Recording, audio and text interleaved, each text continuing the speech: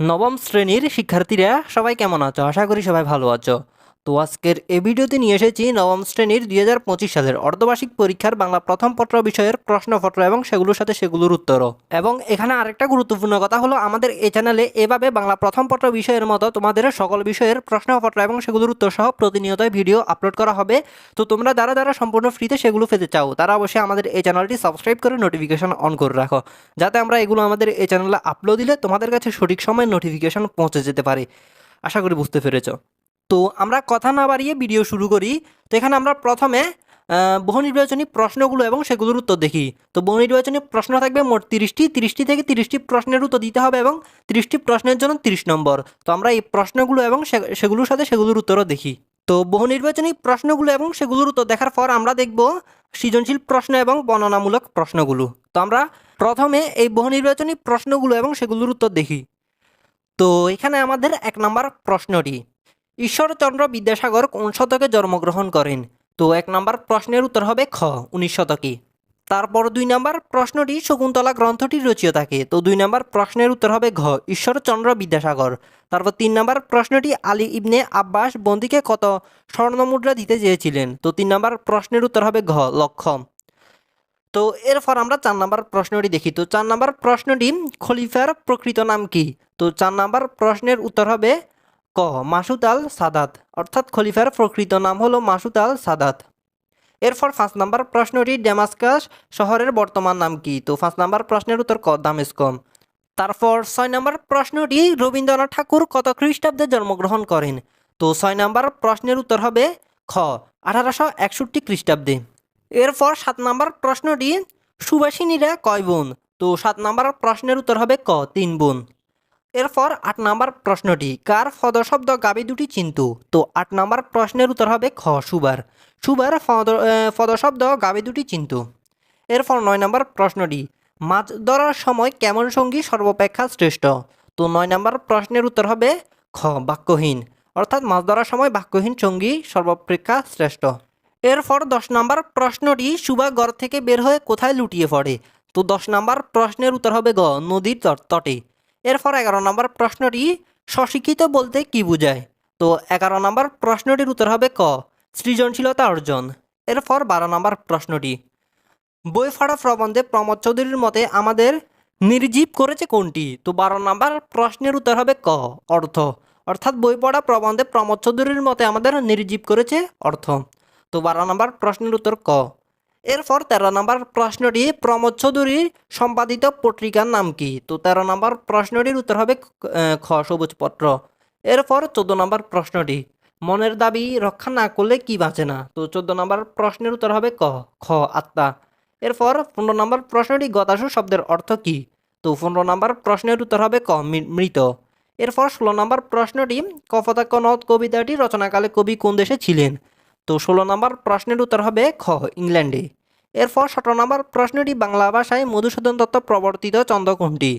তো 17 নম্বর প্রশ্নের উত্তর হবে খ, অমিত্রাক্ষর। এরপর 18 নম্বর প্রশ্নটি, মাইকেল মধুসূদন দত্তের অমর কীর্তি কোনটি? তো 18 নম্বর প্রশ্নের উত্তর ঘ, মেঘনাদ বধকাব্য। এরপর আমরা 19 নম্বর প্রশ্নটি দেখি। তো 19 নম্বর প্রশ্নটি, কবির তৃষ্ণা মিটেছে। তো এখানে 19 নম্বর প্রশ্নের উত্তর হবে খ, কপোতাক্ষের জলে, অর্থাৎ কবির তৃষ্ণা কপোতাক্ষর জলে মিটেছে। এরপর 20 নম্বর প্রশ্নটি, কবি মাইকেল মধুসূদন দত্ত কত সালে খ্রিস্ট জন্মগ্রহণ করেন?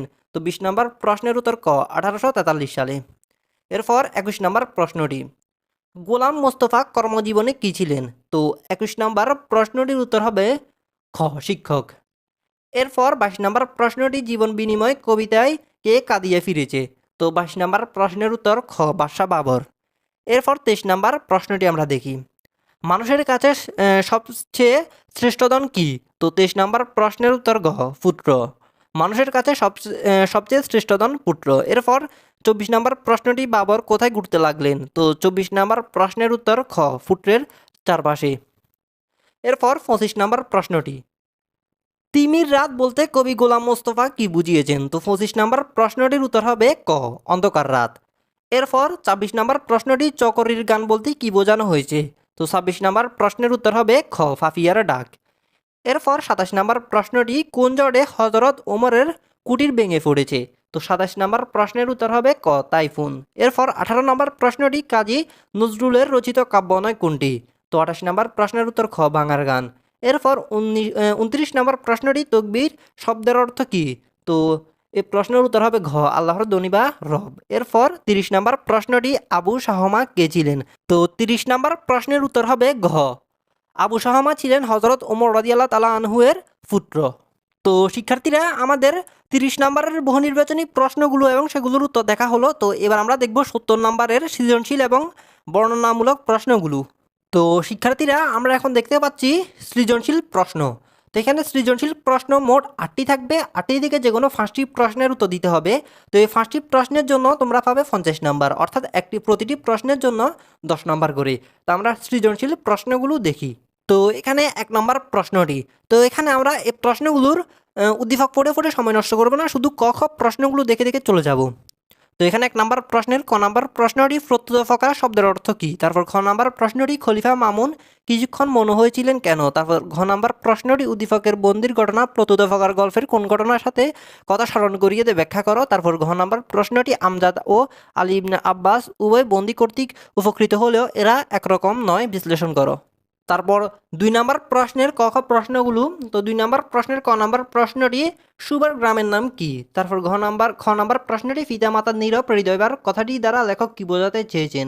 তারপর ঘ নম্বর প্রশ্নটি উদ্দীপকের প্রথম অংশের বক্তব্য কল্যাণীয় সুবার যে বিশেষ দিকটির সঙ্গতি দেখানো হয়েছে তা ব্যাখ্যা করো। তারপর ঘ নম্বর প্রশ্নটি কল্যাণীয় ও সুবা একই পরিস্থিতির শিকার হলেও উভয়ের প্রেক্ষাপট ও পরিণতি ভিন্ন, বিশ্লেষণ করো।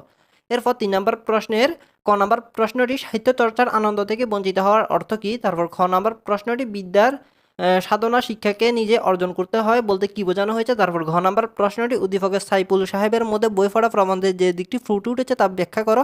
তারপর ঘ নম্বর প্রশ্নটি প্রগতিশীল জগতের সাথে তাল মিলিয়ে চলতে উদ্দীপকের মাহিমের শুদ্ধচিন্তা সমর্থনযোগ্য মন্তব্যটি বই পড়া প্রবন্ধের আলোকে বিশ্লেষণ করো। এরপর 4 নম্বর প্রশ্নের ক খ প্রশ্নগুলো।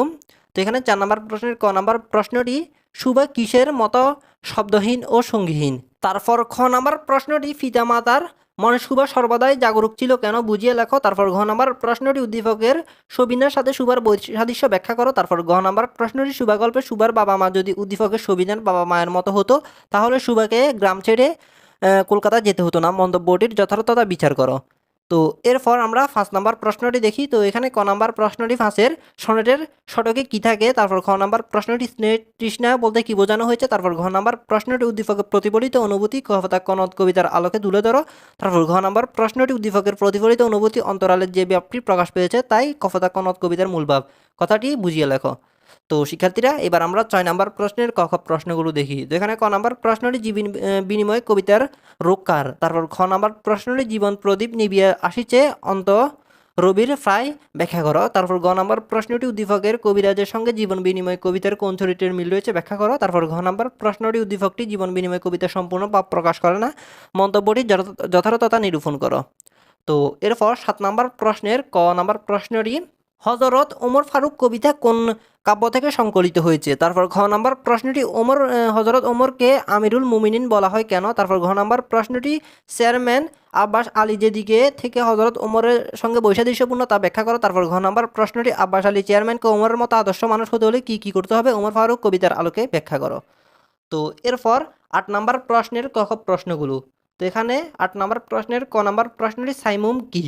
তারপর খ নম্বর প্রশ্নটি খলিফা হযরত ওমর রাদিয়াল্লাহু তাআলা আনহু নিজ বুত্তাকে তার সঙ্গে সমান মর্যাদা দিতে কুণ্ঠিত হননি কেন ব্যাখ্যা করো। তারপর ঘ নম্বর প্রশ্নটি উদ্দীপকের ভাবটি ওমর ফারুক কবিতার কোন ভাবের সঙ্গে সাদৃশ্যপূর্ণ ব্যাখ্যা করো। তারপর ঘ নম্বর প্রশ্নটি উদ্দীপকের মূল ভাব কবিতার একটি বিশেষ দিককে নির্দেশ করে, পুরো বিষয়কে নয়, প্রমাণ করো। তো শিক্ষার্থীরা আমাদের 50 নম্বরের সৃজনশীল প্রশ্নগুলো দেখা হলো। তো এখান থেকে 8টি প্রশ্ন থেকে তোমাদের 5টি প্রশ্ন দিলে হবে। তো এখন আমরা দেখব 20 নম্বরের উপন্যাস থেকে 2টি প্রশ্ন এবং নাটক থেকে 2টি প্রশ্ন। তো এখানে উপন্যাসে 2টি প্রশ্নের মধ্যে যে কোনো একটি প্রশ্নের উত্তর দিতে হবে এবং নাটকে 2টি প্রশ্নের মধ্যে যে কোনো একটি প্রশ্নের উত্তর দিতে হবে। তো এই 2টি প্রশ্নের উত্তরের জন্য পেয়ে যাবে 20 নম্বর। তো আমরা প্রশ্নগুলো দেখি। তো এখানে আমাদের বর্ণনামূলক প্রশ্নের মধ্যে 9 নম্বর প্রশ্নটি এখানে 9 নম্বরের ক নম্বর প্রশ্ন মৃত্যুর মুখোমুখি দাঁড়ালে অনেকে এরকম করবে, এই উক্তিটি করার কারণ কি ছিল বুঝিয়ে লেখো। তারপর খ নম্বর প্রশ্নটি রফিক ও মেজরের সম্পর্কের টানাপোড়েন কিভাবে কাহিনীর গতিপথকে প্রভাবিত করেছে, তাদের মধ্যকার সংঘাতের কারণ ব্যাখ্যা করো। তারপর 10 নম্বরের ক নম্বর প্রশ্নটি মীর আলীকে মেজর এজাজ কেন সালাম দিলেন ব্যাখ্যা করো। তারপর খ নম্বর প্রশ্নটি নিস্তরঙ্গ গ্রামীণ জীবনে যুদ্ধের বর্বরতা 1971 উপন্যাসে কীভাবে রূপান্তরিত হয়েছে তা বিশ্লেষণ করো।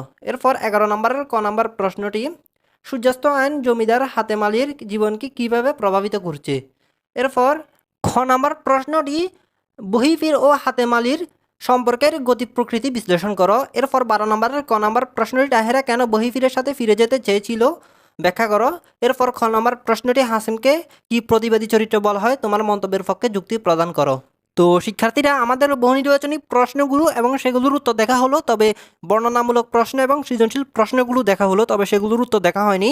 তো সেগুলোর উত্তর এই ভিডিওতে সরাসরি দেওয়া সম্ভব হচ্ছে না। তোমাদের যদি প্রশ্নগুলোর উত্তর প্রয়োজন হয় তাহলে অবশ্যই আমাকে কমেন্ট করে জানাবে। অবশ্যই তোমাদের কমেন্টের উপর ভিত্তি করে পরবর্তী ভিডিওতে এই প্রশ্নগুলোর উত্তর দেওয়া হবে। তো এটাই ছিল আমাদের আজকের ভিডিও। আশা করি সকলের কাছে ভালো লেগেছে। যদি ভালো লেগে থাকে তাহলে অবশ্যই ভিডিওতে লাইক দিয়ে যাবে এবং পরবর্তী সাজেশনের জন্য অবশ্যই অপেক্ষা করবে। তো এটি ছিল আমাদের ভিডিও। তো সবাই ভালো থাকবে। আল্লাহ হাফেজ।